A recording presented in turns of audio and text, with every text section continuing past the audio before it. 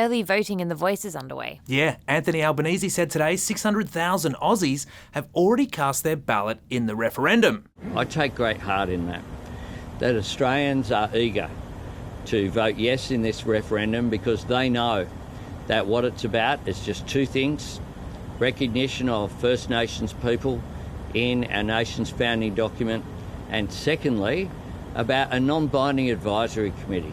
You see, he's going out of his way there to say the Indigenous voice to Parliament is nothing to be scared of. A non-binding advisory committee. Because if you listen to social media, you could be mistaken for thinking the Voice is more terrifying to our way of life than the love child of Freddy Krueger and Jaws.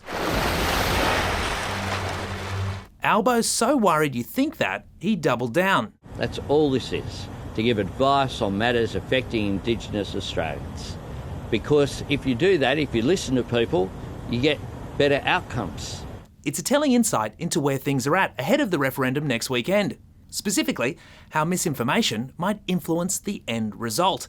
Remember how we laughed from our ivory tower here in Australia that previous US presidential elections may have been manipulated by Russia, Cambridge Analytica, and Facebook posts? Yeah. That was a clean campaign. I beat Hillary Clinton easily. Well, manipulation is happening in the Voice referendum too, and the people behind it are hardly rocket surgeons. A Reuters investigation last month found Voice misinformation was being spread by anti-vaxxer social media influencers who gained huge followings during the pandemic. Yes, these are the same clowns who lied about vax side effects and tried to stop you from getting a jab that could save your life. Dr. Professor Paul Kelly is a liar. He is gaslighting all of you. Now they want you to vote no in the referendum. What's the reasoning? Well, if we're being honest, it's mostly about clicks, and they know fear-mongering is the best way to go viral online. But I didn't scare you? No, of course not. Now, the message here is to take them with a grain of salt, just like you did with anti-vax conspiracy theories and anything QAnon related. I can't even scare a crow. Oh, and maybe reset your internet cookies because those algorithms be doing you dirty. But with the vote just days away, let's take a look at some of the shit they're spreading to make sure you haven't been sucked in. If I only had a brain. The biggest lie that I know so many Aussies have swallowed, hook, line and sinker, is that there isn't enough information on how the Voice will take control of Parliament. That's complete bullshit. The Voice has no veto power, as anyone with an internet connection and 30 seconds of spare time can figure out for themselves. Another common fear is that a Voice will let Indigenous people seize private property. They're going to take our place and we don't get a say in it. Well, how can they do that? That one's been doing the rounds. Yeah, and it comes complete with a mocked-up version of what looks like legislation to that effect. Ignoring the irony of complaining about something that white Australia has done to Indigenous people for 200 years, this is factually incorrect. The legislation in question was from South Australia and did not give the SA state-based Voice any more land rights than any other person or body corporate. Also, it has sweet FA to do with the federal Voice, so stand down, your backyard gazebo is safe. Unless you built it yourself, in which case all bets are off.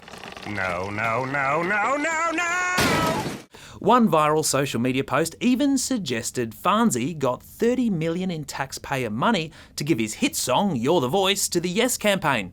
But it's not true. He gifted it to them because he's a top bloke. There are countless other dodgy claims going around on social media right now, and we don't have time to debunk them all. Well, there's been accusations on both sides. Yeah, it's a fair point. And before you all get up in my comments, it's also true that the Yes campaign was guilty of a little dodginess, using a very similar colour scheme to official AEC signage at least one early voting centre. Is it as bad as an outright lie about the Voice destroying the fabric of government? Of course not. But it's definitely a bad look. Tisk tisk and another tisk, Batman. When it comes to how you'll vote in the referendum, I encourage everyone to think about the people on both sides of the debate and who you most identify with. On the yes side, you've got all the major sporting codes, the Australian Medical Association, universities, and people like Kathy Freeman and Magda Zabansky. Maybe I've drowned with sorrows in a billabong. None left.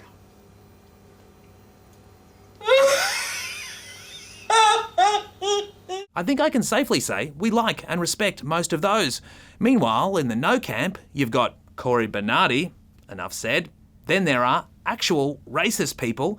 And last but not least, Clive Palmer, who is spending millions to get you to vote the same as him in an advertising blitz. What happened to the good old letterbox drop? Well, the postie has brought plenty of voice pamphlets, don't worry about that. But there's another letterbox drop we have to talk about now. Earlier this year, residents in some of Melbourne's ritziest suburbs received a threatening letter saying they were too rich. What? Well, now the same threat is landing in the letterboxes of Perth's leafy western suburbs. After telling homeowners they're too rich, the letter goes on to inform them that wealth inequality is ruining the planet. But never fear, it also offers a solution. Give your investment properties to the people renting them.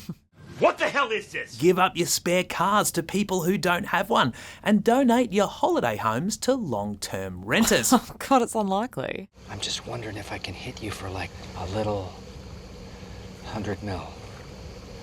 A little 100 mil. Yeah, well, it's fun to think of the utopian paradise that would result from a mass giveaway of Range Rovers and holiday homes in Eagle Bay, but the chances of it actually happening, 2/5 of all. You're such dopes. Now, you might think this is just a bit of harmless fun in a classic eat the rich kind of way, which is a vibe you all know I'm here for.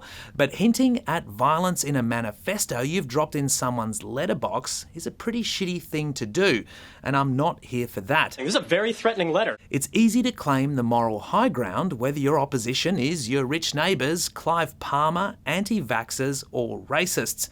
But if you want to keep it, you have to hold yourself to a higher standard. I'm Ben O'Shea. For more Up Late, click the subscribe button below.